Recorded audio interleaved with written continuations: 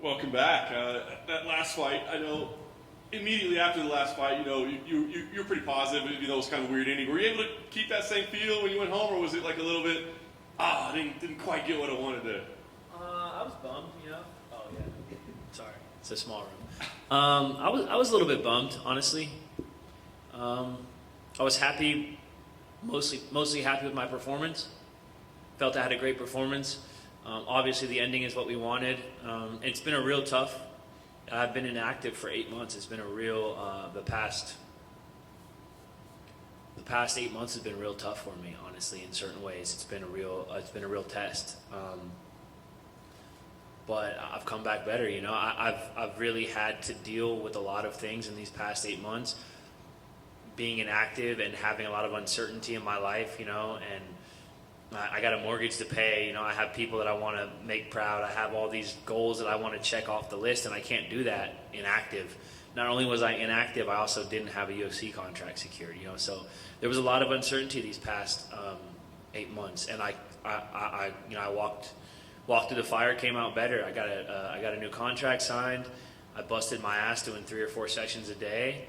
And I'm ready to go to the next one. I'm ready to focus on. I've been focused on Saturday. I'm ready to just get another win. That's been the biggest lesson since that fight. Is just what's in the past is in the past, man. You just got to keep pushing forward, and that's what I'm focused on is constant progression. Well, I don't want to make you live through it all, right? I know you want to move forward, but I was curious about that. Like, did they give you any idea of like why it took? I mean, you've been around for a while. You put on entertaining fights. It doesn't seem like a hard decision for him to make. I don't know, man. It's a weird thing. I've kind of grown up in this company. I got here, I was 23. I was a baby still. I'm 31 now. Like, that in and of itself, as I get older, something that my coach, Danny Castillo, has kind of helped instill in me is just like the pride and longevity, Like, a lot of people are here and they're gone before you realize it. This has been my whole life. This has been my job. When people ask, like, oh, what? Like, I don't have a lot of careers to list. Like, this is it. You know what I'm saying? I'm in the UFC. I've been in the UFC. So it is a little weird to me. I've been here for so long, and I've never been in a boring fight. There's not a lot of people who could say that. And to me, it's a no-brainer. Like, I don't think I should have to wait 8 months between fights. But again, man, I'm just real focused on like controlling the controllables. All I can control is myself, And I put in so much work, and I did everything to the best of my ability. And now I'm ready to go perform. And like, that's all I really care about, man. I can't focus on the other shit, And as long as I win fights, everything else will work itself out. I got a nice new contract. It's looking pretty, and I'm excited to go get my money. So the mortgage payment's not a problem now. The mortgage payment's not a problem. And here's the thing: the mortgage payment, thankfully, because as I've gotten older, I've gotten smarter with money. The mortgage payment wasn't a problem in those 8 months, but there's definitely like a voice in the back of your head when you've gone 8 months without any income. Thankfully I'm prepared for that, but you don't want to go another 8 months. You'd like to see a light at the end of the tunnel, and when there isn't one, it's like how long. It's a question of character. It's like how long can you push forward when there's no finish line? Like, how long are you down to sprint as hard as you can when you don't know where the finish line is? When you got to really you got to take a hard look at yourself, and you got to ask yourself some hard questions. And I got through it, and I'm better for it.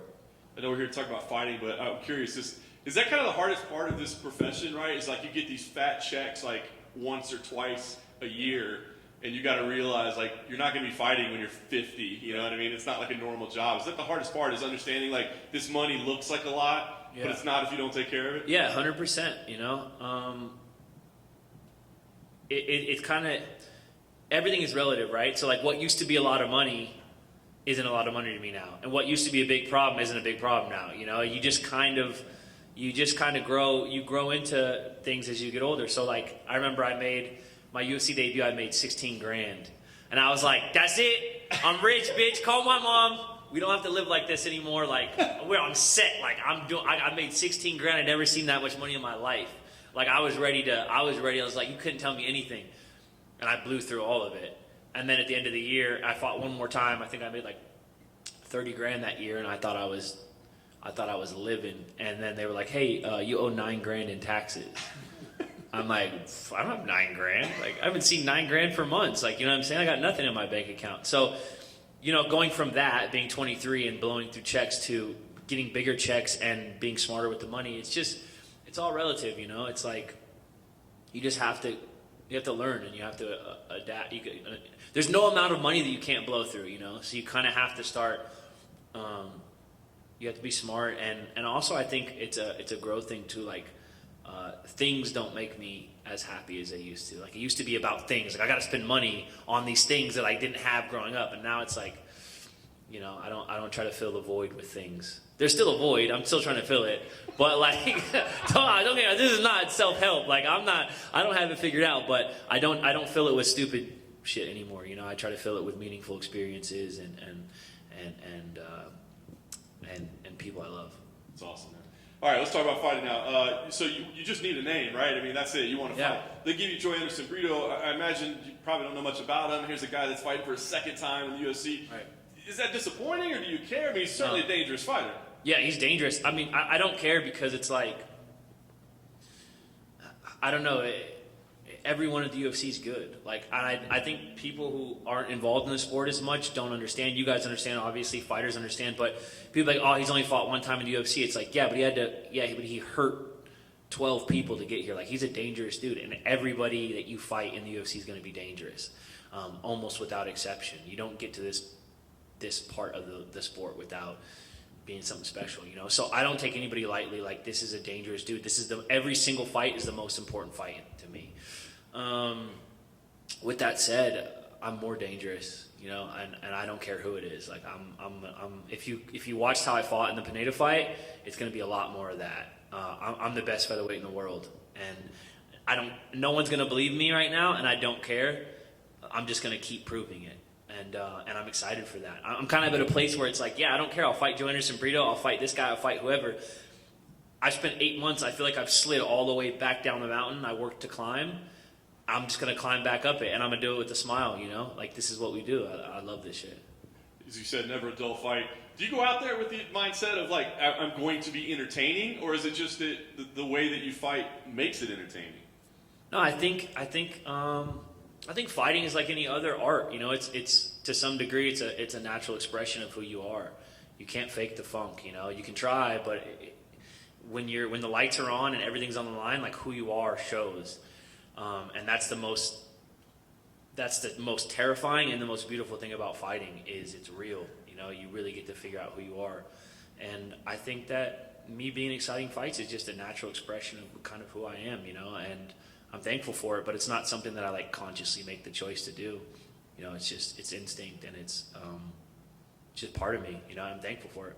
Nice. Last thing for me, you went here, you know, the contract secured. I mean, is the goal like to just stay as busy as possible? Is that the hope? Is just dude, I'll fight every month. I don't care. Like, I'll fight every other week if I can. I'll stay. I sorry to interrupt you, but yeah, I will stay as busy as possible. I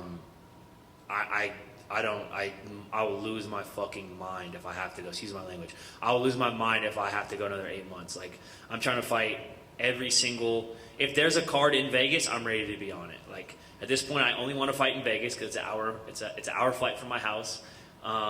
There's no taxes, and the whole Apex PI and fighter hotel situation is like perfect. They have it down to a science. It's a beautiful thing what UFC's done all through COVID, and they're still kind of continuing some of those procedures with like the hotel and the shuttle and the Apex. It's perfect. Even if they do the fights at T-Mobile, like whatever, like this Vegas setup, it's perfect. Maybe the taxes. The taxes is a huge. The taxes and the hour flight. Like, when I was younger, I'd be like, oh yeah, let's go to Poland, let's go to Brazil, let's go. Where we fighting next? I'm like, I don't want to do that shit now. I want to fly 1 hour here, knock someone out, get paid with no taxes, and fly 1 hour home to my girlfriend and my dog and my pool and be left alone. The older you get, the more you just want to get left alone. You just want to be left alone. That's where I'm at. Says the 31-year-old, right? Right. I mean, hey, I'm not saying how to figure it out. I'm just saying at this stage, I want to be left alone, and it's only moving that direction, you know. Oh, I just meant I'm a lot older, but that's a lot of wisdom. I wasn't that smart when I was your age. Jim Grease, MMA Weekly. Just want to ask you about that 8 months. Yeah. The more time goes by, because probably felt like 8 years. Yeah. At that. So you started to have doubts, I'm sure, at some point. You're wondering, like, you know, where's this going? Did you lose confidence at all? Did you lose faith at all? Did you just kind of put it on the back burner? And how did you get through that time? Yeah, so two things. So the first thing is, yeah, you know, there are doubts that start creeping in. You know, I could sit here and lie and say like, nah, I was calm, cool, collected. It's like, no, man, I lost sleep for sure. You know, I'm in the bed next to my girl. She's sound asleep, and I'm staring at the ceiling like, fuck, dude, I'm 31. I've given my entire life to this thing, to be in the UFC. Like in my head, part of my identity is a UFC fighter, and now I'm here coming off a no contest with no contract and no other means of really income. You know, like I was at a point where it's like, fuck, do I have to go get a job? Like, do I have to ask my friends if there's openings at their companies and shit? You know, it's like, there's nothing wrong with that, but it definitely hurts to go from being like, last month I was the signed fighter of the UFC chasing his dream, and now I'm a guy, and I'm a 31-year-old who's unemployed, you know, and I have no immediate prospects, you know, of doing what I love again, and just knowing like there's such a small window of time that you get to do this, and they're just fucking stealing it from me, and it's just, you know, that's really, there's no other way to put it. Like, I'm just being stolen from me. Like, I'm gonna make up for it. I'm still gonna cement my legacy, but you just feel every fucking day being stolen from you, that you don't have a fight. And it hurts. Yeah, it kept me up at night. It's the first time when people say they've lost sleep, like it's the first time I lost sleep. Like, it'd keep me up at night, like thinking about the fact that I'm 31 and I haven't accomplished what I want to accomplish, and now I don't even have the opportunity to do it because I don't have a contract and I haven't fought in 6 months, you know? The second part of that is, and this is why I'm so thankful for guys like Danny Castillo and Uriah Faber, it doesn't matter how you feel. You just go to practice and you just keep going. No one gives a fuck. Like, it doesn't matter how you feel, you know? Like, there's days I wake up and I love fighting, and there's days I wake up and I hate fighting, and both days I show up and both days I get better. And so you just put your head down and you work your ass off. Before you know it, 8 months have passed and you figured it out, and you've like finessed a thing here. I taught a little seminar. I got a sponsor to help me out. I'm doing this. You know what I mean? Like, I'm training every day, and before you know it, I signed a contract that's bigger than any of the contracts I had before. So the two parts of that, yeah, it hurt bad and it kept me up at night, and I went to some dark places. The second part, I stayed the course, and I never stopped training. I never stopped getting better. That's important. Fighting's been such a huge thing in your life. You know, from when you're a kid, tough childhood, you're in the streets fighting, you walk into alpha male, and you take it this far, and here you are, man, and then it gets taken away from you, like you said. So that's something that kind of saved you and became who you are. So then here you are back. So when you finally got that call, man, that must have been the best thing. Yeah, it felt good. I was losing my mind. I was so excited, you know. And it was actually a little hectic because I took a fight on like 4 weeks' notice. That fell through. And I took a fight on 10 days' notice. No, I'm sorry. I took a fight on 4 weeks' notice. That fell through. So I took the Brito fight. And then that got changed around. And I took a fight on 10 days' notice where I was like, all right, fuck it, I'll make the weight, whatever. It doesn't matter. And then the 10-day notice fell through. And then I got back so it was like, you're fighting in 4 weeks, you're fighting in 10 days, you're fighting in 7 weeks, you're fighting in 10 days, you're fighting in 7 weeks. It was like, whatever, dude, just fucking book the ticket. I don't care. Like, it was like 3 or 4 different opponents, 3 or 4 different dates, and I said yes to all of it because, like I said, no matter how good or bad things are going, like, I'm in the gym 3 times a day, I'm training. Like, doesn't matter. Stay the course, and the hard work pays off.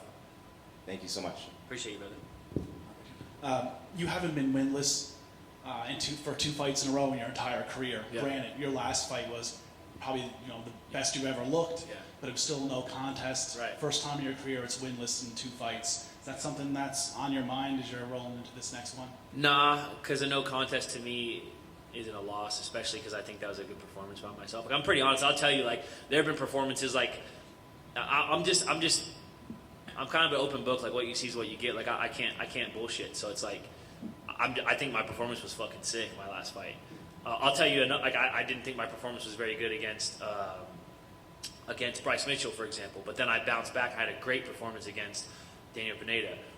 You know, there's ups and downs in this sport. That's how it goes. And I can, like I've said it so many times, I try to focus on controlling the controllables. I had a great performance. It sucks that the eye poke happened. I personally think part of the why is I didn't open is because I just split it open with my shin. He wanted to keep fighting. I wanted to keep fighting. doctor made a bad call. That's not really on me, you know. Like I did my job. So to me, I'm not winless in 2 fights. Like I lost a fight. I was winning a fight, and it kind of got stolen from me. And then I'm going to win a fight Saturday. I'll never go back-to-back losses, and from here on out, it's going to be back-to-back wins. You know,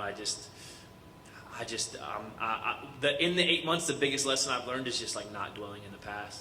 Like it doesn't matter, you know. No matter how the Pineda fight ended or the 12 other fights that ended before that, it doesn't matter. Like the only thing I care about is winning this fight April 30th.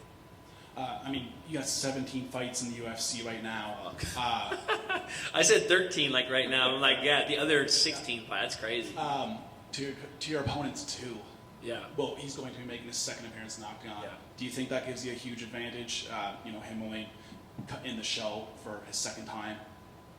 I don't know. I haven't thought about that honestly. I spent a lot of time thinking about the advantages I have over him, which I think there's many.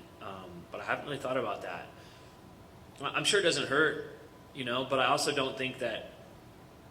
I just think a fight's a fight, kind of. It doesn't matter. Like if you make it matter that it says UFC on the cage and there's light, then maybe he'll get psyched out by that. But I'm not counting on that. Like a fight's a fight, and this dude knows how to fight. It's not like he's had 2 fights in UFC, but he's had like 12 or 13 fights outside. Like he knows how to fight. He's from Brazil. I'm sure he's been into some fights. Like you can look at him. He's not a dude who's worried about getting in a fist fight. So I'm not counting on that. I'm counting on all my other advantages to beat him.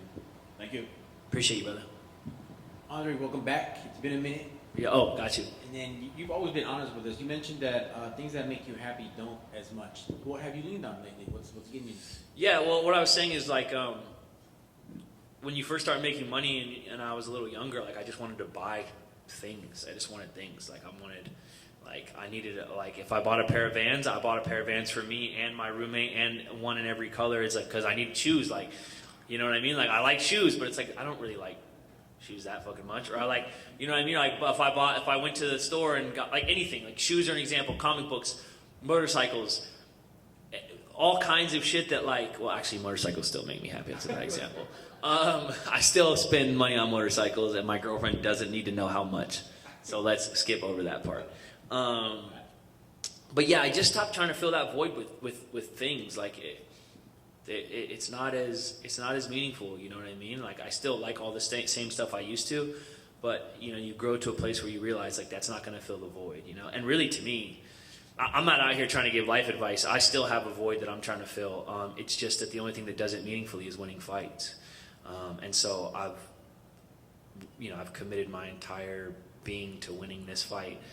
And helping the young guys on the team win fights and trying to just set an example and do these things that actually like if I'm gonna struggle with trying to fill this void and this emptiness that I feel pretty regularly, I'm gonna fill it with things that I know are positive and create a positive impact for other people.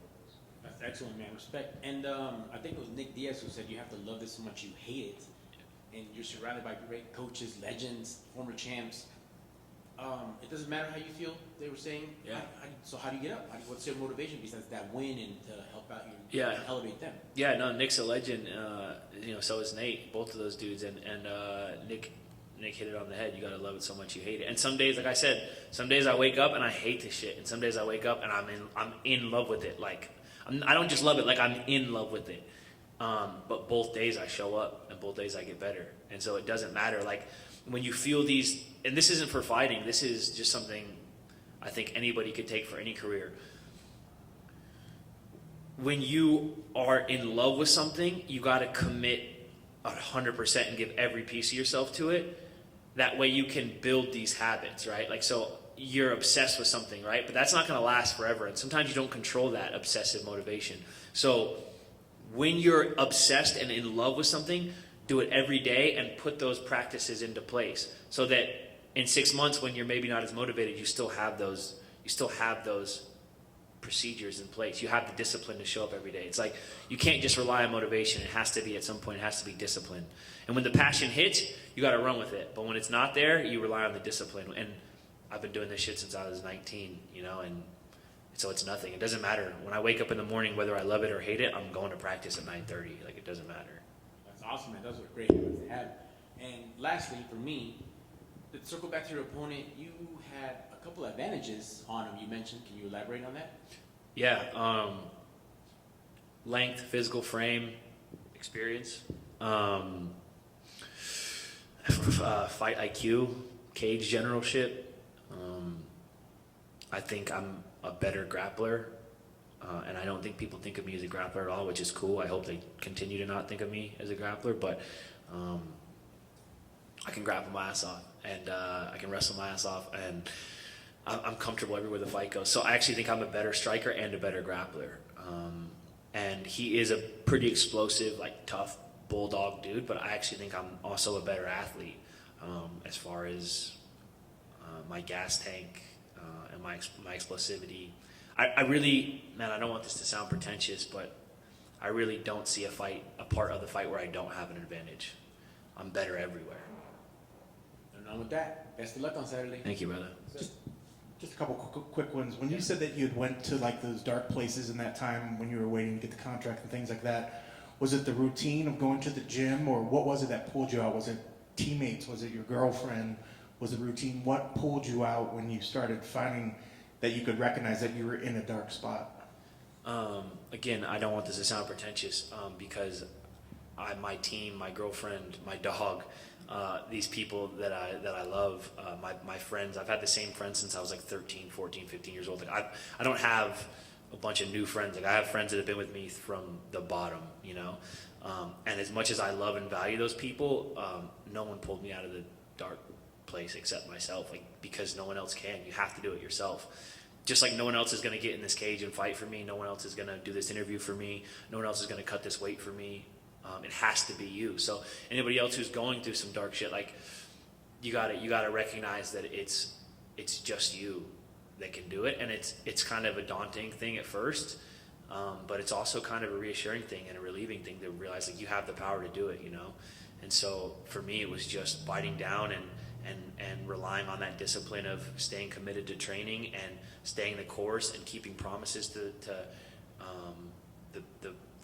keeping my promises to the people that I love, you know. Like I have told the people I love since I was 13 or 14 years old that I'm going to be a UFC featherweight champion, and I'm going to do it, and everything else is unacceptable, you know. And so you have to be borderline delusional committed to that, which is what I am. You know what I mean? And so myself recognizing my own patterns and staying committed to my goals and my promises is what pulled me out of it, you know. And again, teammates, friends, girlfriend, family, they help, but no one else is going to do it for you. You got to do it yourself. That's awesome. Just quickly, I guess, about the contract. How many fights did you get on this particular contract? 5, I believe. Yeah. Now, which is a lot, but again, I wasn't really in a position to like measure dicks and negotiate. I'm like 8 months with no income. I'm like, yeah, what do you want? Just fucking send me it. I don't care. Whatever. I don't care. Just get me in the cage. Yeah. well, that's what I'm saying. Like, so I'm assuming this whole time you were hitting them up, trying to get things, and you weren't getting either. My management back. was, yeah. I let my management handle all that, yeah. So it's got to be weird. The whole time you're waiting for something, but then when you get to the negotiating table, they give you more money than you actually expected. Yeah. That's got to be kind of a weird, awkward feeling. It's like weird, you're like they're playing hard to get or something, I guess. But I'm like, dude, if you wanted me, you could have just told me that the whole time. I'm right here, baby. What's up? Like, they're playing hard to get, like most good things do. So whatever. I mean, my thought process now is like, yeah, I don't understand why they shelved me for 8 months. And again, I don't want to seem like I'm being hard on matchmakers and stuff. Like, yo, the world is fucking crazy right now. There's a pandemic and a war and instability, and life is crazy for a lot of people. So I don't know if it was necessarily like, I don't want to paint this picture like they hate Andre Fili. The UFC hates Andre Fili and didn't want to have me in the cage. I think it was just that I fought my contract out. Things are hectic booking fights. There was no openings. Like, it was kind of crazy. I had a change in management. You know, I'm not like blaming any one person. I just think, you know, sometimes you get dealt a rough hand, and I had to ride that out for a few months. And my mentality now is like, all right, cool. I didn't get to fight for a few months. Fuck it. I'm going to. In those 8 months, what would I have done? 1 or 2 fights? I'll make it up this year. Like, I'll fight 3 or 4 times this year, and it will still have the same progress that we would have. You know, like really that ownership of like it's up to me. Like I'm not blaming anyone else. Like I didn't get a fight. I chose to fight my contract out. I didn't get a fight, and I'm going to make up for it. It's like it's just complete acceptance and ownership. So what's the goal, I guess, for the year? How many fights are you looking for? Because you want to make up for that lost time, but you also want to give your time to heal and make sure that you're coming in at your peak performance. No, I'm healed. I don't need any time. Anyone listening to this, I'm healed. I'm plenty healed. Just fucking book me 3 fights now. It's fine. Like, I will be as active as they can keep me. I don't care. Like, I don't need time to heal. I'm good. I'm good. I don't need. I'm not healing from anything. What heals me is paychecks. Paychecks are healing to me. So I want to fight. If I can fight 5 times this year, I'll do it. I don't care.